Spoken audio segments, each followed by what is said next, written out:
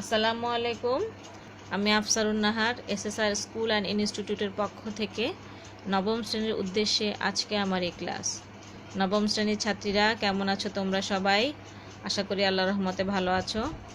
আজ আমি তোমাদের বাংলাদেশ ও বিশ্ব পরিচয় সম্পর্কে এই বিষয় নিয়ে আলোচনা করব। বাংলাদেশ ও বিশ্ব পরিচয়ের আজকে চতুর্থ অধ্যায়, বাংলাদেশের ভূপ্রকৃতি ও জলবায়ু। বাংলাদেশের ভূপ্রকৃতি ও জলবায়ুর মধ্যে আজকে আমি তোমাদের যে বিষয়টি পড়াবো সেটি হচ্ছে ভূমিকম্প। ভূমিকম্প কি ছাত্রীরা? ভূমিকম্প হচ্ছে ভূ মানে হচ্ছে পৃথিবী, ভূমি মানে হচ্ছে মাটি, আর কম্প মানে হচ্ছে কেঁপে ওঠা। তাহলে ভূমিকম্প হচ্ছে মাটি কেঁপে ওঠা। এখন দেখো ভূমিকম্প কাকে বলে।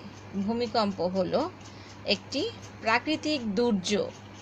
প্রাকৃতিক দুর্যোগ আমরা জানি অনেক কিছু আছে, বন্যা, ঝড়, জলোচ্ছ্বাস। এর মধ্যে ভূমিকম্প হচ্ছে একটি প্রাকৃতিক দুর্যোগ। ভূপৃষ্ঠের কিছু অংশ কখনো কখনো হঠাৎ করে কেঁপে ওঠে।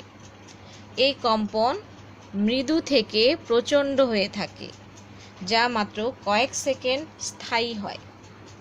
ভূপৃষ্ঠের এই আকস্মিক ও ক্ষণস্থায়ী কম্পনকে ভূমিকম্প বলে। তাহলে আমরা কি বুঝলাম? ভূমিকম্পটা হচ্ছে কিছুক্ষণ স্থায়ী একটা প্রাকৃতিক দুর্যোগ। আমরা এই প্রাকৃতিক দুর্যোগটা পৃথিবীর বহু দেশে এবং বহু অঞ্চলে এই প্রবণতাটা বা ভূমিকম্পটা লক্ষ্য করা যায়। সভ্যতার বহু ধ্বংসলীলার কারণ হচ্ছে এই ভূমিকম্পকে দায়ী করা হয় কারণ হিসেবে। আর এটি ধারণা করা হচ্ছে যে আজ থেকে 4000 বছর ধরে ভূমিকম্পের কারণে পৃথিবীতে প্রায় 1.5 কোটি লোক মারা গেছে। এখন দেখো, এই যে ভূমিকম্প কখনো কখনো এই ভূমিকম্পটি হয়, এর আমরা কারণটা এখন দেখব। ভূমিকম্পে হওয়ার কারণটা কি?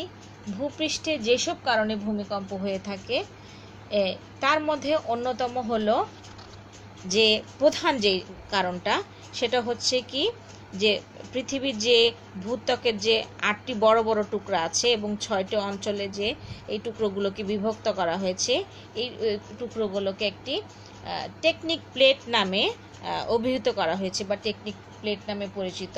আর এই টেকনিক প্লেটগুলোর বিভিন্ন রকমের স্থানান্তর বা বিচ্যুতির কারণে ভূমিকম্প হয়ে থাকে। এটা হচ্ছে অন্যতম প্রধান কারণ।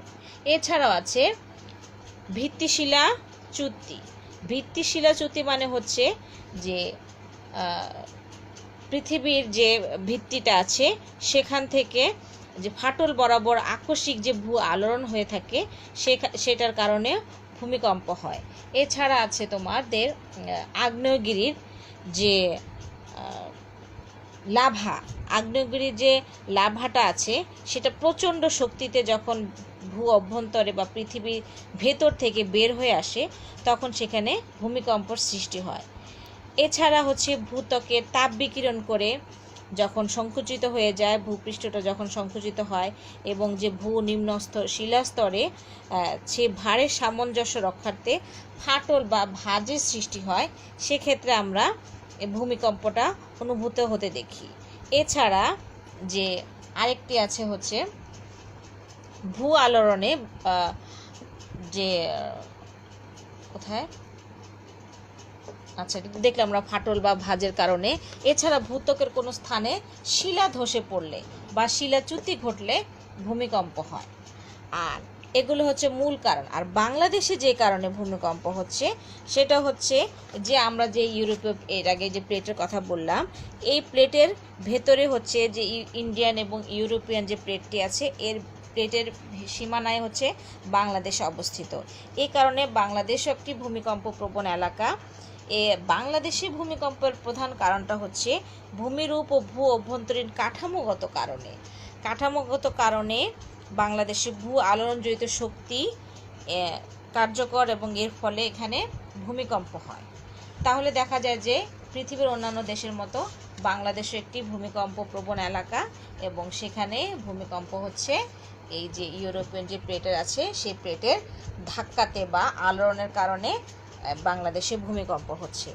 এবং এই যে ভূমিকম্পের যে আমরা দেখলাম ভূমিকম্প এবং ভূমিকম্পের কারণ, এছাড়াও তোমরা দেখবা যে এই ভূমিকম্পের যে ফলাফলগুলো আছে, ফলাফলগুলো কি, এই ভূমিকম্প হওয়ার ফলে কি হয় এবং ভূমিকম্প পরবর্তীতে আমাদের যা করণীয়, একজন ব্যক্তি হিসেবে করণীয় এবং জনসাধারণ হিসেবে করণীয়।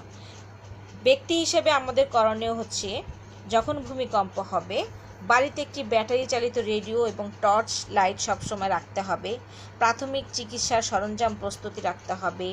বাড়ির গ্যাস, পানি ও বিদ্যুতের যে মেইন সুইচ আছে কোথায় আছে সেটা জেনে রাখতে হবে এবং তা কীভাবে বন্ধ করতে হয় সেটাও আমাদের শিখে রাখতে হবে।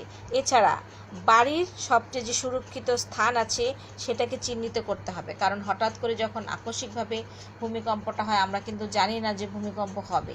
তখন যখন ভূমিকম্পটা শুরু হয়ে যায় তখন আমরা সুরক্ষিত স্থানটিতে বৃদ্ধদেরকে বা বাচ্চাদেরকে নিয়ে রেখে আসতে পারবো। এছাড়া হাসপাতাল, ফায়ার ব্রিগেড প্রভৃতি ফোন নম্বরগুলো সাথে রাখতে হবে, এগুলো জেনে রাখতে হবে। স্কুলের বাচ্চাদের ভূমিকম্প সম্পর্কে ধারণা দিতে হবে। ভূমিকম্প সম্পর্কে ধারণা দেওয়ার পরে ভূমিকম্প ফলে বা সময় কি করতে হবে তা শিখিয়ে দিতে হবে। তারপরে হচ্ছে জনসাধারণের করণীয়। সেক্ষেত্রে দেখা যায় যে যদি হঠাৎ করে ভূমিকম্প চলে আসে, সেক্ষেত্রে যদি ঘরে বাইরে যাওয়া যায়, সেখানে কেউ দালান কোঠা হলে বা বিল্ডিংয়ের দৌড়ে বাইরে চলে যাওয়া যাবে। কিন্তু যদি লোক ঘরে অবস্থান করে তাহলে সে কি করবে? তাহলে সে যে মোটা কোনো শক্ত জিনিস থাকলে টেবিল বা খাটের নিচে ঢুকে যাবে, কাচের জানালা থেকে দূরে থাকতে হবে। প্রয়োজনে ঘরে কোণে বা বিল্ডিংয়ের কলামের গোড়ায় আশ্রয় নিতে হবে। ঘরের বাইরে থাকতে দালান, বড় গাছ, বিদ্যুৎ, গ্যাস লাইন ইত্যাদি থেকে দূরে থাকতে হবে এবং উঁচু দালান থেকে লাফ দিয়ে নামার চেষ্টা না করাই উচিত। এছাড়া যদি উঁচু দালানে থাকে সেক্ষেত্রে ছাদে চলে যেতে পারে, অথবা রাস্তায় গাড়িতে থাকলে গাড়ি ইঞ্জিন না চালিয়ে ইঞ্জিন বন্ধ করে রাখতে হবে। পাহাড় বা উঁচু খাদ বা ঢালু জমিতে ভূমিধসের আশঙ্কা থাকে, তাই এইসব স্থান থেকে নিরাপদ আশ্রয়ে চলে যেতে হবে। তাহলে আমরা এগুলো দেখছি যে একজন ব্যক্তি বা আমাদের যে আমরা আমজনতা নাগরিক আছি তাদের কি করতে হবে। এছাড়া একজন সচেতন ব্যক্তি হিসেবে তুমি কি করবে? একজন সচেতন ব্যক্তি হিসেবে নিজের এবং অন্যদের আঘাত পরীক্ষা করে প্রাথমিক চিকিৎসা দেওয়া যায় যদি ভূমিকম্পে সে আঘাতপ্রাপ্ত হয়। তারপরে ভূমিকম্প হওয়ার ফলে পরবর্তীতে পানি, গ্যাস ও বৈদ্যুতিক লাইন পরীক্ষা করতে হবে। বাড়ির দরজা জানালা খুলে দিতে হবে। রেডিও, টেলিভিশন ও অন্যান্য সংবাদ মাধ্যমে থেকে জেনে রাখতে হবে যাতে দুর্যোগ মোকাবেলায় কী করা যাবে এবং কেন্দ্রীয়ভাবে প্রচারিত তথ্যগুলো শুনতে হবে। খালি পায়ে চলাফেরা করা যাবে না। এইসব জিনিস থেকে আমাদের সবাই সচেতন থাকতে হবে। তো ছাত্রীরা, তোমরা দেখলে যে ভূমিকম্পটা কি, কেন ভূমিকম্প হয় এবং ভূমিকম্পের যে কারণগুলো সেগুলো, এবং ভূমিকম্প হওয়ার পরবর্তীতে আমরা কি করতে পারি, আমাদের করণীয় কাজগুলো কি, এগুলো আমাদের জেনে রাখা উচিত। তো ছাত্রীরা, তোমরা ভূমিকম্পটা খুব ভালো করে পড়বে এবং ভূমিকম্পের কারণ এবং ফলাফলটা ভালো করে পড়বে। এখান থেকে জ্ঞানমূলক প্রশ্ন আসে, পরীক্ষায় প্রতি বছরই আসে। এটা তোমরা ভালো করে পড়বে এবং এখান থেকে যদি তোমাদের কোনো প্রশ্ন জানার থাকে তাহলে সেটা খাতায় লিখে রাখবে এবং অবশ্যই আমাকে জানাবে। তো ছাত্রীরা, তোমরা সবাই ভালো থাকো। আজ এই পর্যন্তই। আগামী ক্লাসে আবার তোমাদের সাথে আমার দেখা হবে। আল্লাহ হাফেজ।